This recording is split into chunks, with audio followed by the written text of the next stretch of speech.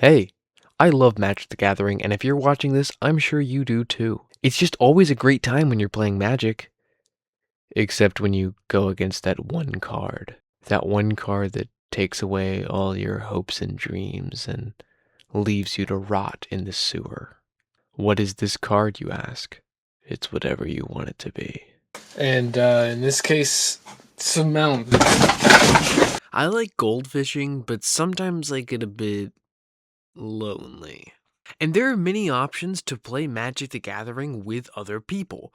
But which way feels the best? I'm not talking about how much money I had to spend to play, what it took to get to the point of playing. I'm just talking about when we get our cards out, when we play, what feels the best. So as we try and journey to the top, we must start at the bottom.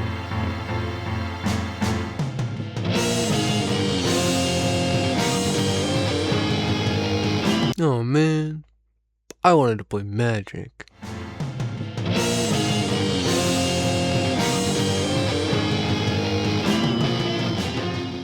This is probably the least known way to play Magic on the list. It's really nice because you could just upload the deck list just as a text document and just play.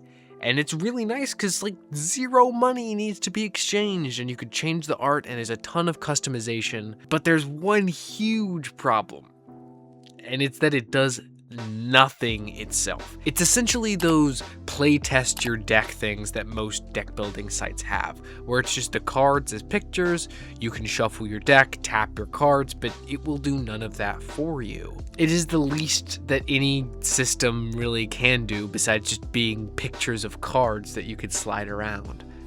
You have to keep track of life, you have to keep track of power and toughness if they're increased by something, you have to draw your own cards. Feels bad and restrictive and all these things. The feeling, the vibes, they're just not great with this one. I don't like it.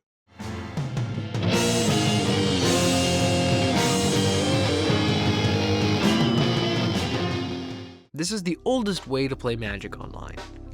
I don't actually know if that's true, so it has its moments, but is very annoying most of the time. It has access to every card in paper, and it lets you just play against other people, so if you just want to play Magic and don't necessarily know anyone that wants to play with you, you can just queue up for a game. You can just buy the deck directly from third-party websites. It's not that hard to get started like other places like Arena, and I've spent actually $0 on this game because you could rent cards for free. But as far as it feels, it's just okay. It does a lot of stuff for you, but still forces you to stack triggers, tap your own lands, and other stuff like that. It's very bare bones, and it just... If you can deal with older games like the original Fallout or things like that, you'll be fine with this. It's a little bit of extra work, but for some people that's a good thing. But it does have one huge problem: the timer.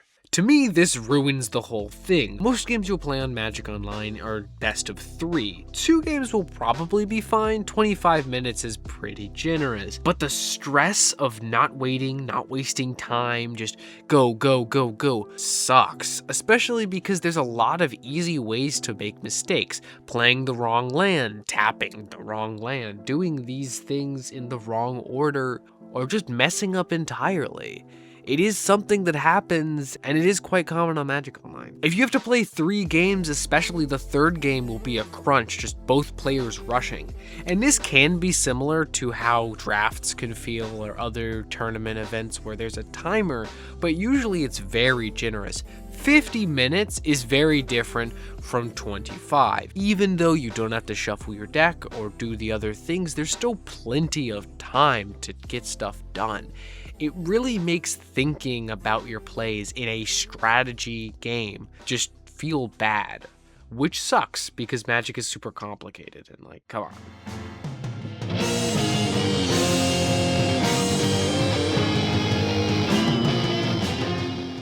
With Webcam Magic, the vibes are inconsistent.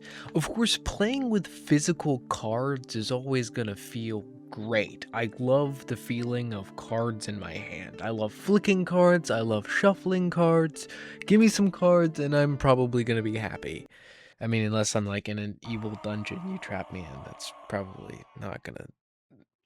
Never mind. But the other players you're playing with really determine how it's going to feel, and more so than normally. The amount of people you'll find that have a bad camera feels like it's every other game. And when they have a bad camera, you're no longer playing against an opponent with cards, you're playing against a ghost with symbols of cards in front of you. Yeah, you can ask them what the card is, what it does, or whatever, but do you want to do that every 5 seconds? You kind of have to if you're not writing it down, or you just have to accept that you're never really going to know what's on your opponent's board. And when you're playing against smudges on the screen, it really sucks. Are those a bunch of tapped lands or creatures attacking me? Are those mana rocks or whatever the fuck else they could have in their deck? You don't know. But other than that, it's pretty great. Like I said, cards are fun, and sometimes it's a little weird because you gotta do a whole setup and stuff. But hey, I may complain about like little things that I don't like a timer, but come on, it's Magic, and any way we're playing it, we're gonna have some fun. It's just great.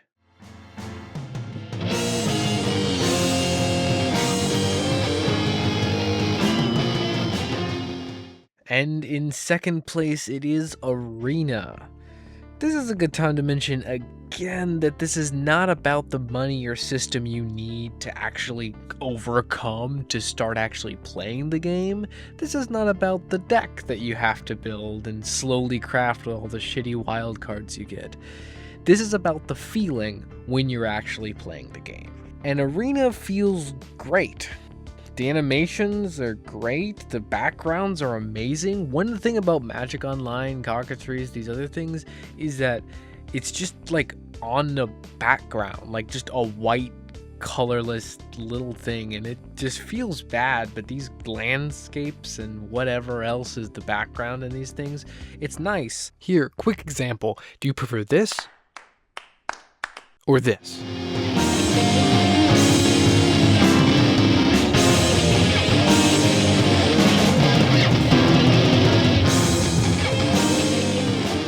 Like, yeah, it's not the most important thing. We all came here to play Magic, but this does affect the feeling, let's be honest. And it's clear which one's better.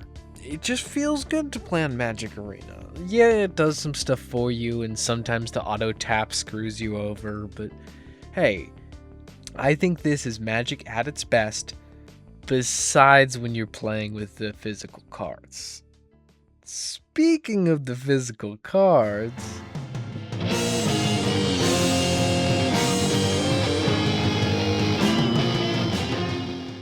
I know when someone means they're talking about the physical cards, and even me, they call it paper magic, but this shit is not paper. What are we talking about? I think we all knew that this was going to be number one. To anyone who's played paper magic, it just feels the best. And I know that's not great, like you got to the end of this video, and I'm just saying, well, it's first place because it feels the best. It feels the best because it feels the best. It's not a great explanation, but... you guys know what I'm talking about, right? Like, nothing beats having the physical cards in your hand.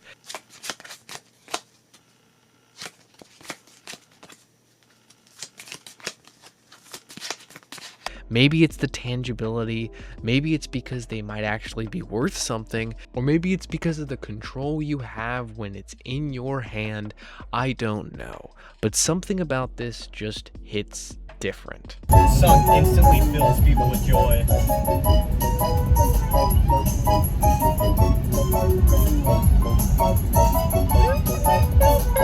So that's my list on the best feeling ways to play Magic. If you disagree with anything, please tell me in the comments and tell me why, because I think my list is fairly solid. Or if you think I forgot something like some random Magic the Gathering game, or you expected me to actually count like the playtest and goldfishing myself or whatever, tell me what I missed in the comments. Whatever, I'll read them. I don't get that many comments. I'll probably see whatever you put there, and also subscribe and like and stuff.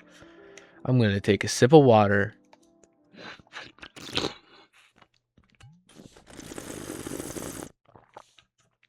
I don't know how to do an outro.